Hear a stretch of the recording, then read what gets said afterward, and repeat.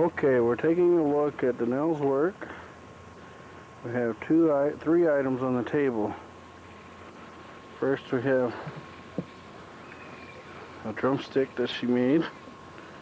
The stick was already made and she beaded it. Wait, you're moving too fast. Oh, sorry.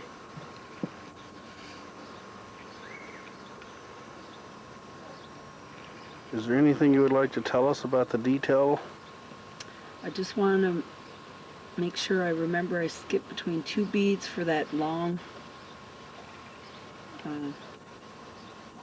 diagonal, and then I went 2 beads there, so it looks like I tried to integrate it a little bit.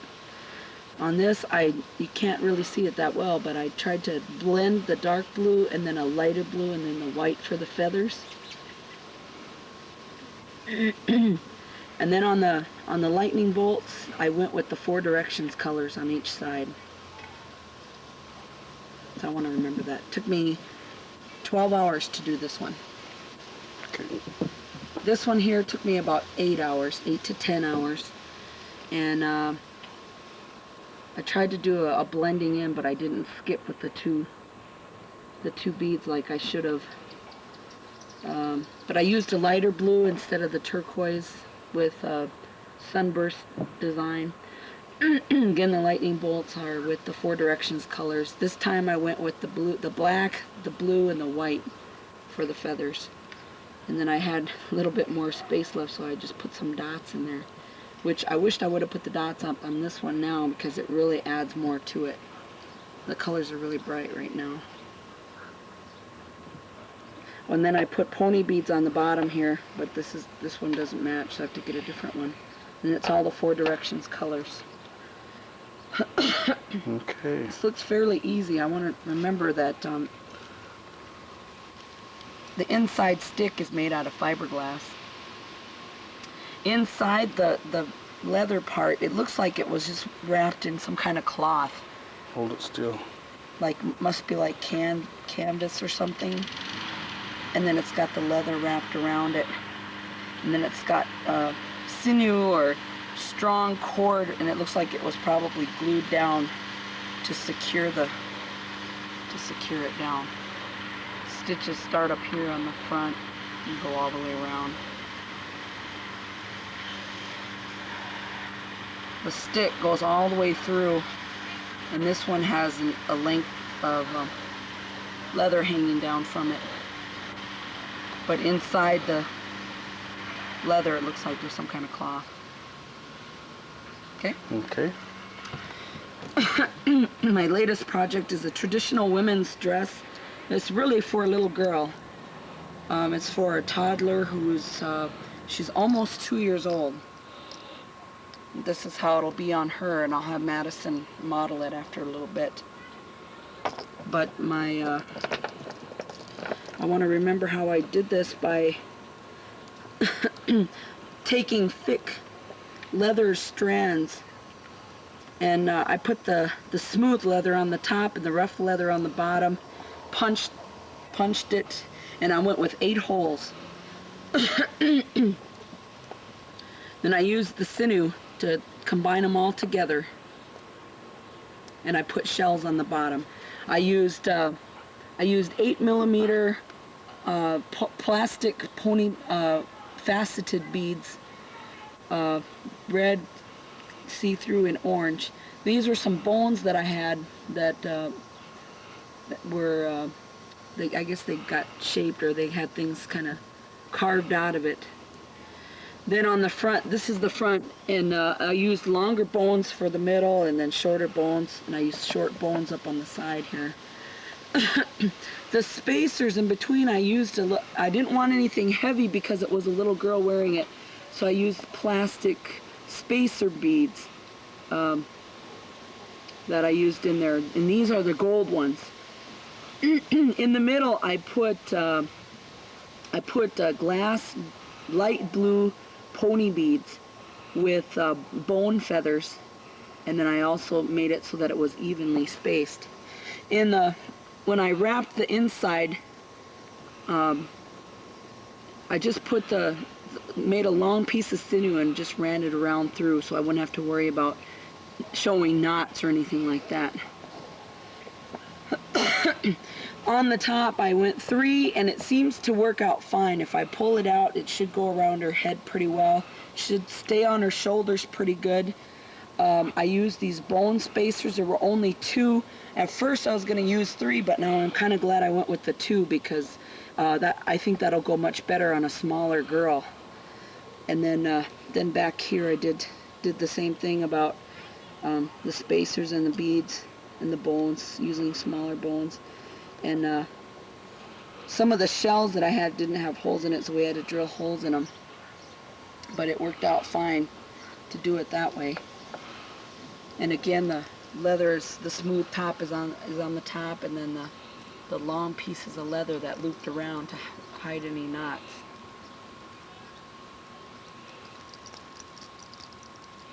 The shells move around enough, they should make enough noise. And then I'll have Madison model it for us just to see how it'll be on a little girl. But that's a traditional, for a traditional dancer. And then for Allie and Maddie. Okay, go ahead. Alethea is modeling the breastplate, and it's a little bit short for Allie, so it comes right to her tummy. So when we do Allie's, it's going to have to be the 3 beads going across, and then it's going to have to be an extra length of beads going down. So these long bone beads are going to have to have 2 sets right here. Might even possibly go up to 10 across instead of 8. If we went 10 across, that would probably be the length, a good enough length for her. Same goes to everything in the back.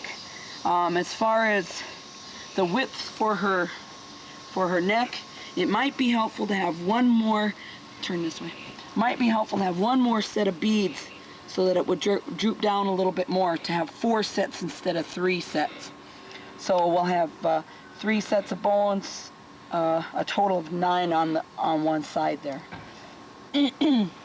For Allie's, I want to remember that I will use these stained bones. They look like they're a brownish color. I'll use a bronze bead along with a teal green glass pony bead that will go with that. And that's my idea for Alethea's breastplate. Hold on.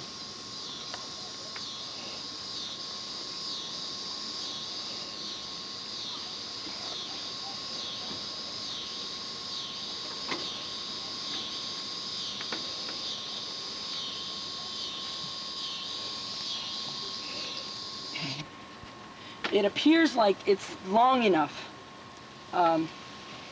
It fits around her head good. It doesn't look like, if she does a lot of movement, that it'll go anywhere. It seems like it's long enough. 2 does seem like it's good enough.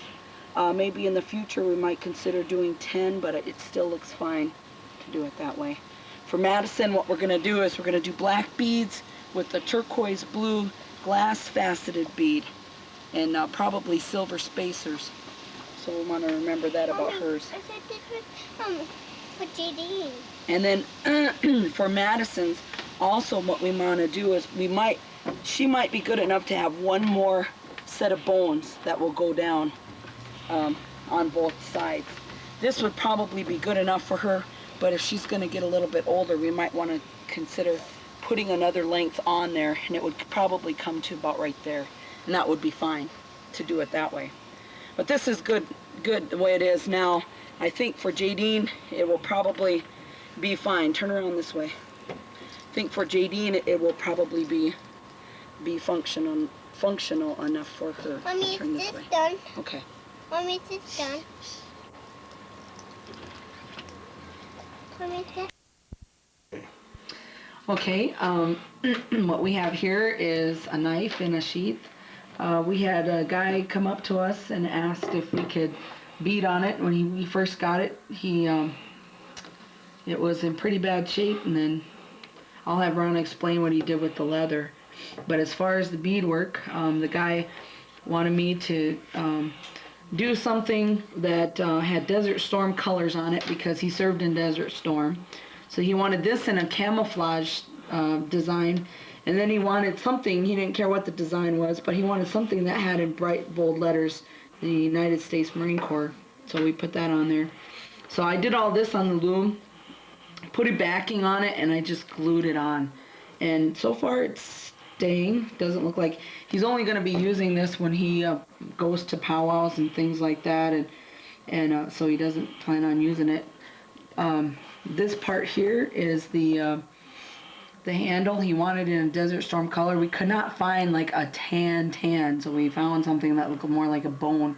Even though the beads said this was a tan, it doesn't really look like it.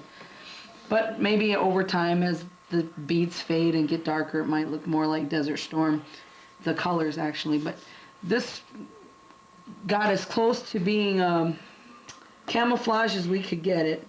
Kind of some random designs as we put them together. Just tried to do them in big splotches, and as you can see, we kind of did some that were a little bit of a rounded or sharpened edges.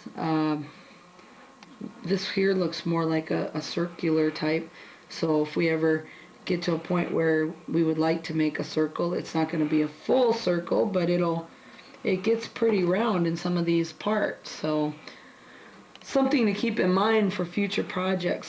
When we're looking for rounded things, we might be able to work some of that out. Just pointing out some of these rounded edges. It might take a while to figure that out, but it's something that I think will work. I had to take the handle of the knife and put some leather on there. I had to fill in some of the gaps to try to even it out a little bit. So it did kind of come out a little bit bumpy, but at the same time, the more we worked with it, the better it clung to the knife handle. At the bottom, I just took the colors and kept going around and around and around until I got to the circle. So it's a completely closed up circle there.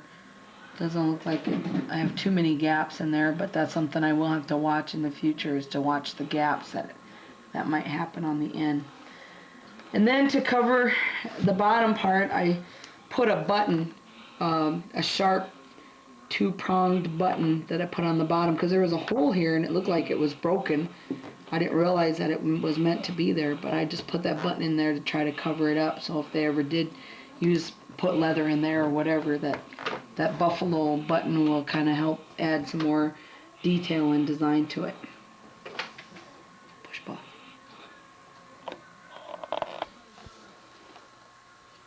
Okay. What I did with the leather sheath was, it had a lot of mildew on it, so I went ahead and got some mild soap and washed it down real good and cleaned out all the crevices along the edges. We had a lot of stuff crudted up on it, and then on the back side also. And then afterward, I polished it with just regular shoe polish, leather shoe polish, a dark brown. Kind of brought out the natural colors. Then the snap here, one of the problems we were going to face was when we put the beads on the handle. First we built the handle up with a little bit of leather and some string to kind of fill in the gaps. It was going to be too big for the strap that was on here, so we had a new strap made, an exact replica of the strap that was on here, even with the brass buttons. So if you look real close, you can tell this is new leather, but it's matched to this color, so that worked out really well. And we had to make it longer to cover the beads that were on the handle of the knife. So other than that, the leather is fairly old, but if you oil it and take care of it, it should last a long time still. Okay.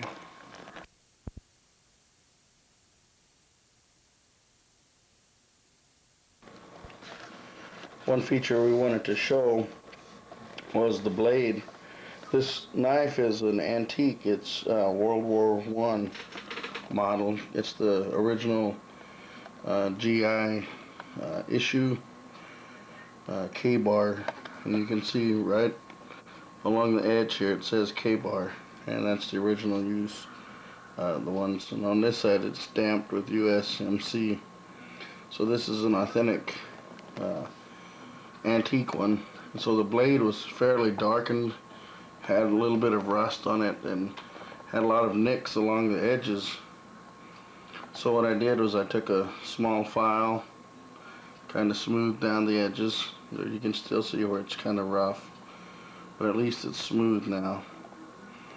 And then I used Brasso polish, and when I put it on the blade, it took that rust off.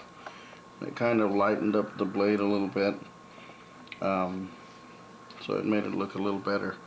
And then I kind of sharpened the edges, took some of the nicks out of the blade itself. Okay.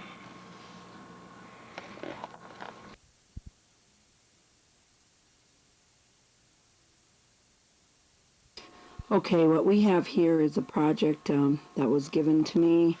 A friend of mine had a pair of earrings just like this, and she happened to lose one and wanted to know if I could kind of make one exactly the same.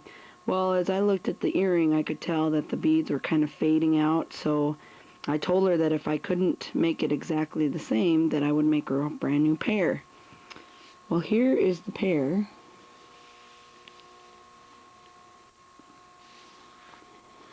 This is a pair of earrings that I made that would match the one that I was trying to do.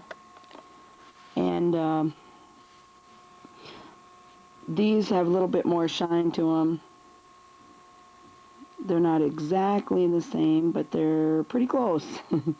You can't get much closer than that. So the color is as close as I could get to it. I couldn't find anything much closer than that. So, but I want to remember that I did put a base tape on the bottom so that I kind of had something to kind of secure it down a little bit, otherwise it would slide around a little bit more. So did that, and then I just did regular stitch how I normally do when I go around with my earrings. Only took me about half an hour per earring. It doesn't take very long to make those. Probably could do those in a couple of hours.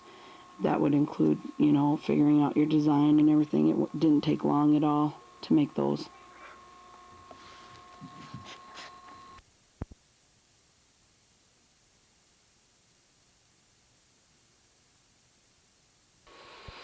Here we have a set of sticks that we made. We've got a couple of projects going on, and wanted to make sure we get this all taken care of. Ron did the regular stitching, got everything all together. Made his first. This is his first project that we made. He got the stick and got the stitching and everything. Wrapped it. Then I used turquoise beads, size 11. Had a different design there. Put all the 4 directions colors as far as the strips, and then kind of made like a long line that came around with feathers on each end. Kind of an interesting design. Then I put some little dots in there. And then, of course, the edges, the lightning bolts up on the edges are all in the 4 directions colors. This took quite a while. It took us about 10 hours to do this all together. Took us a long time, but well worth it. It was a good project. This next one, we did some smaller ones. This is mainly for kind of like individual drums that people might have, and just added decoration. We used some more beadwork with a little horse track design there, just odds and end designs with some crosses and feathers and teepees and all kinds of stuff there, using 4 directions colors again. Of course, Ron is becoming an expert at this stitching and getting things all together for the leather to be wrapped on that stick. This other one I did, these sticks don't take me very long. They only take me about, I'd say, 6 to 8 hours, something like that. But this one's got a green design on it, and just tried to do some experimenting. Got some feathers going there, and want to try and do some with the like the sunset designs there. I wanted to show those. These are the shorter ones, and then this is the longer one. This one might be a little bit too long. These are just right, so we kind of want to go right in between as far as the size go, and still working to perfect it.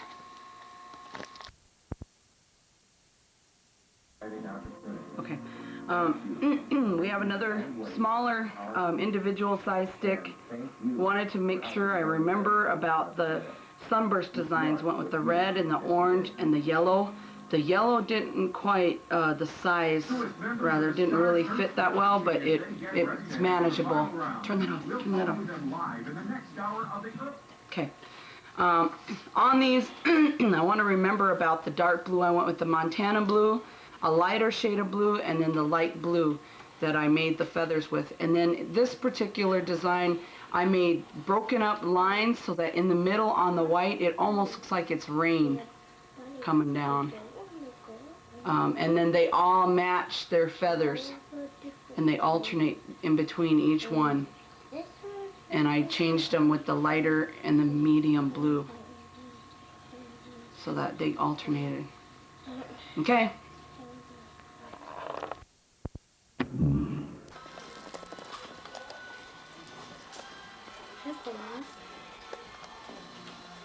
Will you go away? Okay, these are 2 sticks that we've been working on. They're going to go to one of the giveaways.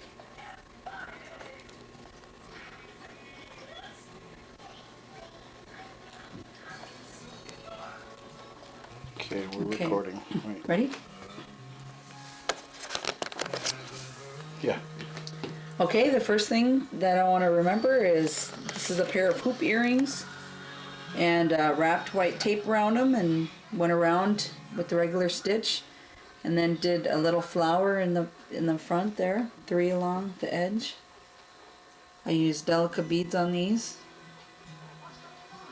It took me only about 15-20 minutes for each side, so I could do a whole set of those in about an hour. This would only take me about 10 minutes. And it's quill earrings with beads.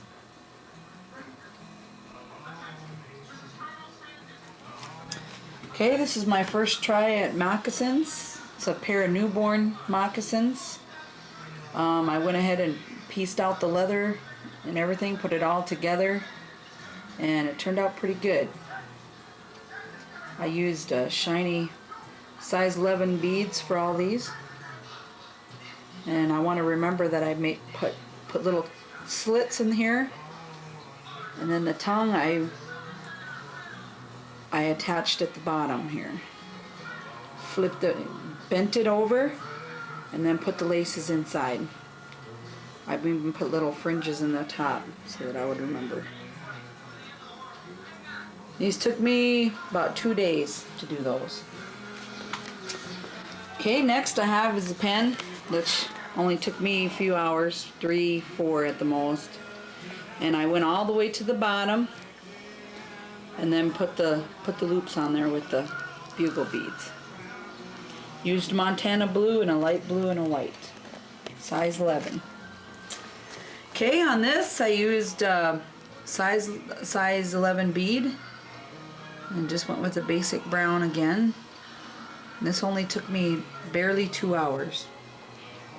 This only took me about an hour and a half. It's what I call purple rain. It's a size 11 bead. Simple, yet makes a statement.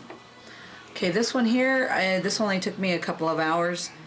In the middle I used a white, but when you look at it, it almost looks like a gray or a light blue, and it blends in with the pink and the blue. gives it a different look, so that when you look at it first, you just look at it, but then the subtle change makes you really want to look at it more. Okay.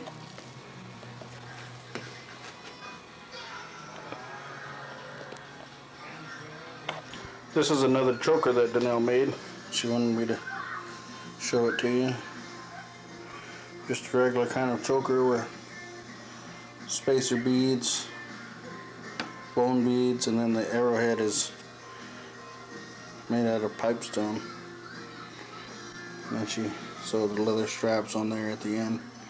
She's got spacer bones here and the little gold spacer beads. Just regular sinew in the middle and then sewn at the end there.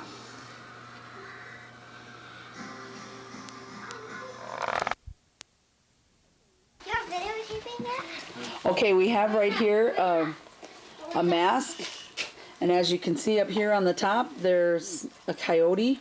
Ron, you should explain this while I'm videotaping this. Hello, wherever you are. And then underneath the mask is Medicine Will. And this item was made by Dave Perry and Lorena Perry. And this has got horsehair braids on it. Looks really real. She did a nice job on them braids. Yes, she did. You know, I asked her if she knew how to braid, and she said yes. And then she said, Danelle taught me how to braid. And I didn't really believe her, but after she got going, I was like, okay, she does know how to braid. And this is leather backing, this black leather. And then it's got feathers on it. Okay, let me Feels weird. zoom Look, back. coyote.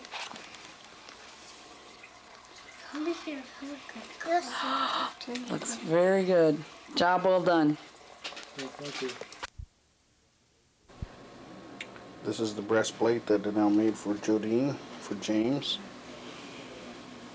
You can see the 4-inch bone, pipe bones on both sides. Encased with the brass beads and the brown bead down the middle. The cross leather inside the bones are 18-inch leather thongs, and then the fringe is just wrapped around on the edges. These are the top, goes around the neck. And down here it's a little bit longer. It'll go around his waist.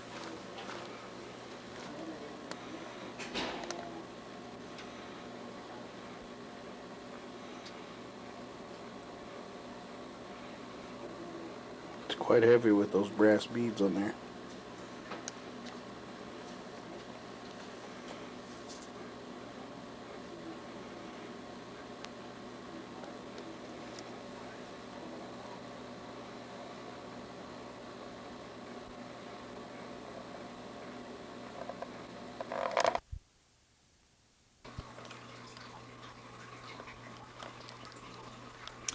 Here is a copy of a medallion that I made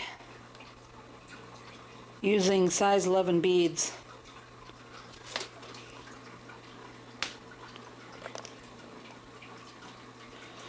And then I used a long chain. I used carved bones.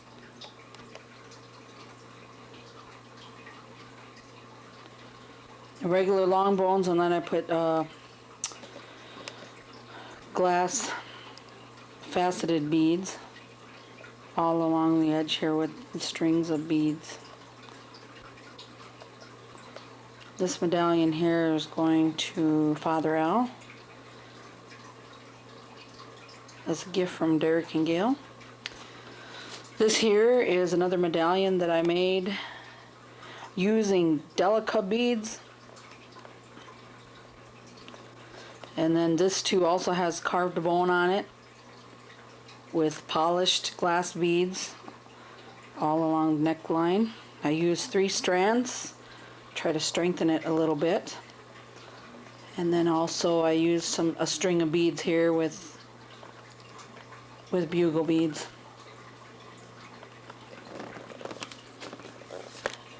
back side of each of these medallions, I used a high quality white buckskin leather.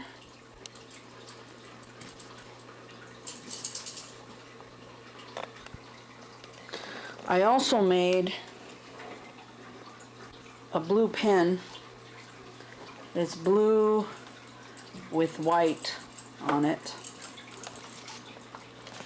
Kind of hard, difficult to see here. It's got feathers on it. I used a Montana blue. Size 11 beads, except for the white beads are 10, so it's a little bit bunchy there. That also is a gift to Father Al. Next we have here some medallions in the making. Actually, they're for bolo ties. These are the 4 Directions colors right here, and it's upside down. Let's change that. That's for the person who will be assisting with Brittany's naming. These here are medallions, bolos, that will be for the active pallbearers in the memorial. Each one of these blue medallions have exactly the same kind of beads in there. They're just different colors. When these colors are all used, it comes up with still different backgrounds. It changes the whole look of each medallion just by changing the position of the beads.